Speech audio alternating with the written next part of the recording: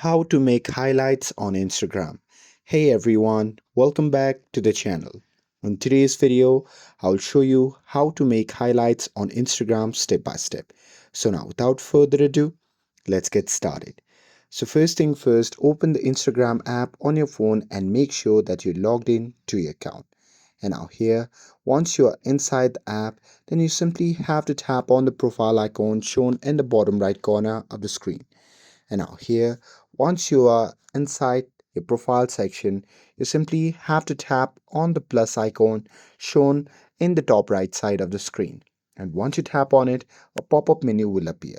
From that menu, simply tap on story highlight, and after that it will prompt you to the page where you have to choose the story from your archive that you want to add to the highlight.